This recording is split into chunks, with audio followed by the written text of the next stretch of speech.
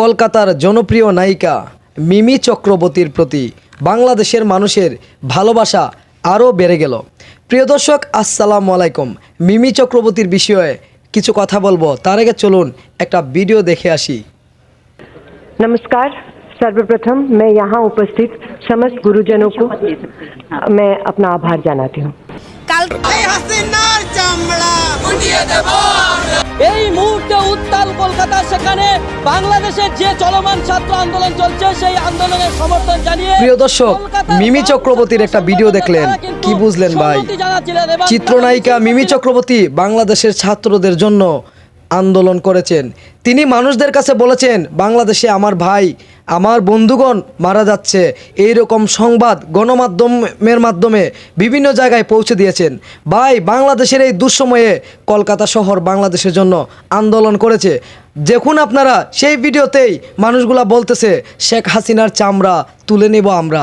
প্রিয় দর্শক, বাংলাদেশের বন্ধু হচ্ছে কলকাতা শহর। আপনারা দেখুন, বিপদের দিনে যাকে পাশে পাওয়া যায় সেই হচ্ছে প্রকৃত বন্ধু। দর্শক শ্রোতা, বাংলাদেশের আনাচে কানাচে যখন ছাত্রছাত্রীরা গুলিবদ্ধ হয়ে রক্তাক্ত হয়ে মারা যাচ্ছিল, তখন কিন্তু কলকাতা শহর বসে থাকেনি। তারাও কিন্তু নারী পুরুষ মিলে আন্দোলন করেছে। তারাও বাংলাদেশের জন্য বলছে, আমরা বাংলাদেশের সাথে এক হয়ে যুদ্ধ করতে চাই, বাংলাদেশটাকে নতুন করে আবার স্বাধীন করতে চাই। প্রিয় দর্শক, খুবই ভালো লাগলো ভাই। কলকাতার প্রতি বাংলাদেশের মানুষের ভালোবাসা আরও বেড়ে গেল। যদি কোনো সময় কলকাতারও এরকম দুঃসময় আসে, অবশ্যই আমরা বাংলাদেশবাসী কলকাতার এই ভালোবাসা কোনো দিন ভুলে যাব না। ভাই, হাজার হাজার চিত্রনায়িকা আছে সারা বিশ্বের মধ্যে, কিন্তু মিমি চক্রবর্তী একমাত্র নায়িকা যিনি অন্য দেশের হয়েও বাংলাদেশের জন্য কেঁদেছেন, বাংলাদেশের মানুষের জন্য কথা বলেছেন, বিভিন্ন জায়গায় বিভিন্ন নিউজে খবর দিয়েছেন যে আপনারা বাংলাদেশকে সাহায্য করুন, আপনারা বাংলাদেশের পাশে দাঁড়ান। বাংলাদেশে আমার অনেক বন্ধুবান্ধব মারা যাচ্ছে, আমার অনেক দর্শক মারা যাচ্ছে যারা আমাকে খুব ভালোবাসতো। ভাই, মিমি চক্রবর্তীর এইরকম একটা ভিডিও দেখে তার প্রতি আরও ভালোবাসা বেড়ে গেল।